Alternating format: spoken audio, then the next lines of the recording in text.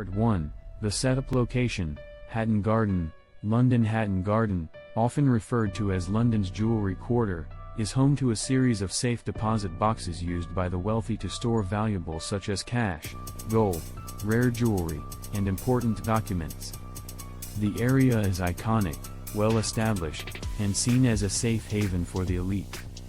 In 2015, a group of elderly men, some in their 60s and 70s, came together to execute a sophisticated heist. Their target, the Hatton Garden Safe Deposit Company, a vault holding millions in valuables.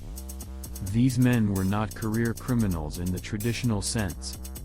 Rather, they were aging professionals, builders, engineers, and thieves with experience in the criminal underworld. They called themselves the Bad Grandpas or the Old Men of Hatton Garden, a nickname that would soon become famous. Part 2. The crew. The masterminds of the heist were a group of 5 men, each with a distinctive skill set. They were known in the criminal world, but none had the violent criminal reputation one might expect from a heist crew. Rather, they were seen as skilled operators who had turned to crime in their later years, often as a result of financial pressures and the limitations of their legal professions. Terry Perkins, a retired builder with previous criminal experience, Perkins was known for his planning skills and keen attention to detail. He was the key mastermind behind the operation. Brian Reeder, often referred to as the master or the gentleman thief, Reeder had an impressive track record in previous burglaries. He had a calm, composed demeanor and had been involved in several high-profile crimes in the past. Daniel Jones, an electrician with a criminal history, Jones was tasked with the technical aspects of the heist, including disabling alarms and navigating the electrical systems of the vault. John Kenny Collins, a career criminal and experienced safecracker. Collins was particularly skilled with locks and safe mechanisms. Carlton the Old Man Stedman, a member with expertise in logistics, Stedman helped in coordinating and executing the physical aspects of the heist, including the transportation of tools and getaway plans. Together, these men formed an unlikely crew of criminals, combining their skills to execute a meticulously planned heist. Part 3. The planning. The first stage of the heist was planning, which took place over several months. The crew carefully studied the Hatton Garden Safe Deposit Company's vault, including the layout of the building and the security systems in place. Reconnaissance. They conducted regular visits to the area under the guise of ordinary activity, taking note of the building's security systems, timings of the building's alarm systems, and when the vaults were less likely to be under observation. They even used the building's public access points and nearby alleys to study the security measures without arousing suspicion. Securing tools. The thieves acquired the necessary tools to execute the heist. They purchased industrial-grade equipment, including diamond-tipped drills, which would be used to break through the reinforced walls and the vault's lock. This would allow them access to the safe deposit boxes. Mapping the vault. The crew knew the vault's construction inside and out. They were aware that the walls were made of steel-reinforced concrete, and that it had a sophisticated alarm system and an array of security cameras.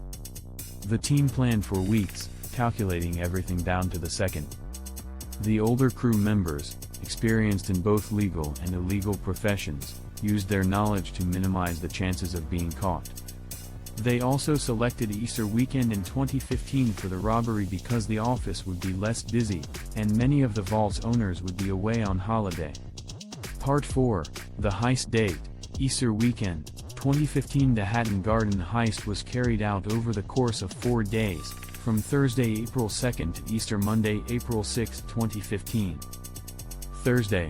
Breaking in on Thursday evening, the crew entered the building. They disabled the alarm system and cut off the power supply, which would ensure that the vault security features, including the alarm and video surveillance, would be inoperative for the duration of the heist. This was a critical part of the plan, as it allowed them to work undisturbed. Friday. Drilling the vault. On the second day, the crew used industrial-grade diamond drills to break through the concrete wall behind the vault. This was a slow and precise process that took many hours. It was a risky move, as they were working in close proximity to security systems that might have triggered if they weren't careful. They drilled through the walls, taking great care to avoid triggering any motion sensors, which would have alerted the authorities. The drill made an incredibly loud noise, but they timed it so that it would be at night when the building was almost empty. 1. Saturday, accessing the safe deposit boxes. By Saturday, the team had drilled through the walls and had access to the interior of the vault.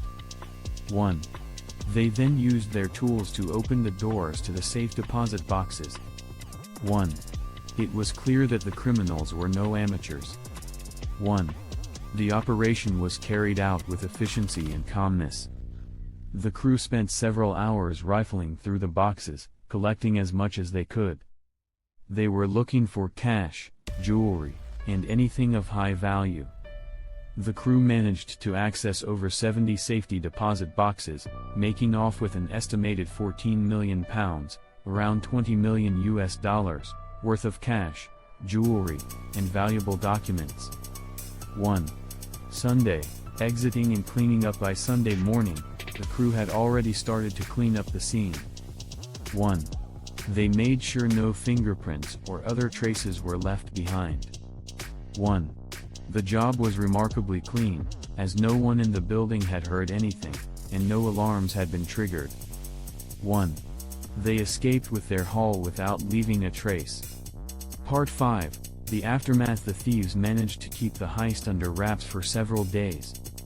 The Hatton Garden Safe Deposit Company did not realize the vault had been breached until Tuesday, when employees arrived at work and discovered that the vault had been ransacked. It became clear that the criminals had planned every step of the robbery meticulously. The police investigation into the crime was extensive. Detectives combed through CCTV footage from surrounding businesses, analyzed the methods used in the heist, and began to piece together a timeline. The heist was so well executed that there were no immediate leads, and the police initially struggled to find any trace of the culprits. The crew's mistakes. The thieves thought they had covered their tracks perfectly. However, the investigation eventually led to their downfall. The crew's downfall came through their relationships and some small slip-ups, including a reckless attempt to dispose of evidence. One of the key members, Brian Reeder, was arrested after his fingerprint was found on a piece of equipment used in the heist. The arrests. The police managed to arrest several of the crew members, including Terry Perkins, Daniel Jones, and Brian Reeder. They were all charged with conspiracy to commit burglary, while several others were investigated for their involvement. Part 6. The trial and convictions. The trial of the Hatton Garden Heist crew was widely covered by the media.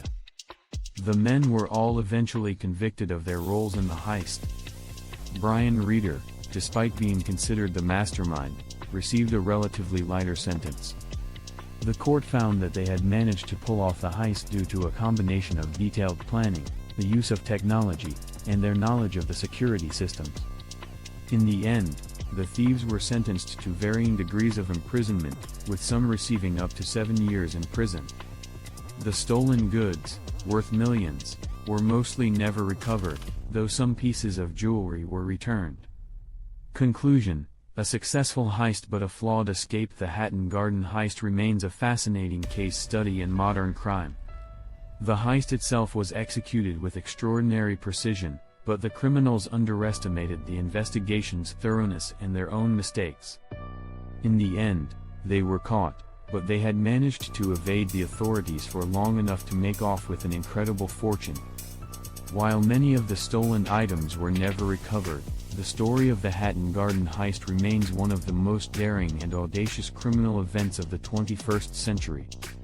This heist captured the imagination of the public due to the thieves' age, their calmness under pressure, and their methodical approach.